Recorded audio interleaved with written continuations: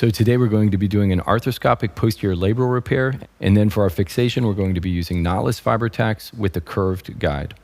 We're going to start with the most inferior aspect first. And so we start with the curved guide. We're going through this posterior cannula here, and I'm going to use a mallet to tap this in place once I get it where I want. And so I like holding the camera as I get this here, and then I'm going to hand the camera off so that I can have two hands on this part, because you can see where I have this. I'm going to use this now, and I'm going to push the humeral head forward and then just tap this into place. We don't want to skive as we bring this across. And now we're going to drill full speed, allow it to self-center. It has a positive stop. We allow that as we pull it out. We don't worry about stopping the flow. We want that fluid to flush that out. We're going to put our anchor into place. So we get that down, and now I'm holding all the firmnesses with my left hand as I mallet that in place. We're going to set the anchor. I'm going to take the mini kingfisher. I like always getting these out of the way, and so I take an extra step and shuttle these out of the way before I start with my first pass. So I've got those all now out my anterior cannula. So I'm going to use a 45-degree suture lassos.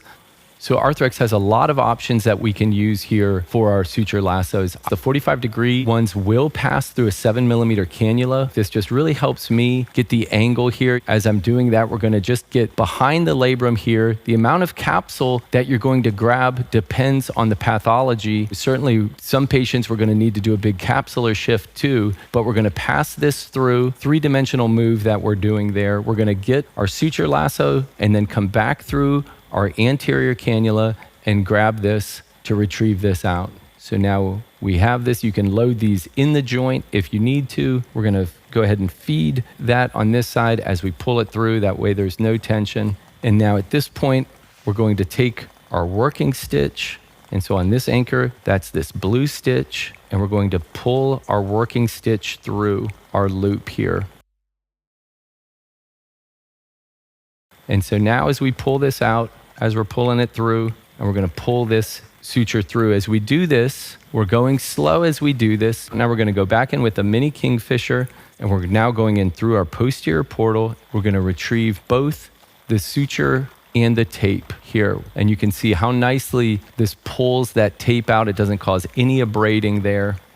So we have our loop, and now this is where we use the mark on our working stitch. Holding tension on that, now I'm going to pull my other suture in, and I'm continuing to hold tension here all the way until it gets to the cannula, and then I can release that. We want to make sure that this loop of suture is not looped around the outflow.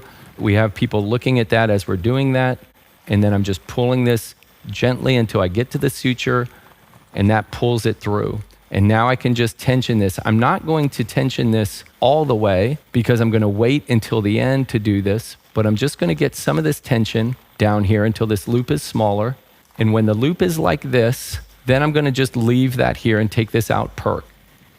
So we have 3 anchors placed now. One of the big advantages of this anchor, and why I really love using this anchor for my instability repairs, is whether you're trying to do a capsular shift, or you're trying to do a capsular labral advancement, or even just a simple labral repair, being able to wait until the end to tension all of these is a huge advantage over some of our standard anchors. And so we're going to demonstrate that now. What we're going to do is we're going to go in and we're going to tension these from the inferior most anchor first. And so we're coming around, and again, this is our working stitch.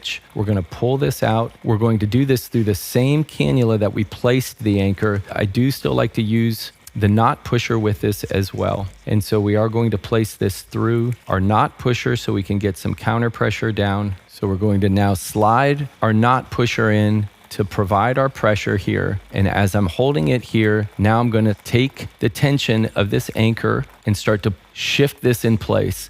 One of the nice things, again, about doing this is we can just cut all these at the end. So if there's anything that you want to get more tension, we still have the ability. Then we're able to just go in and cut our sutures. You can see we've restored the labrum. We've got all our sutures under great tension. We've restored that nice roll, that labral at the posterior inferior aspect.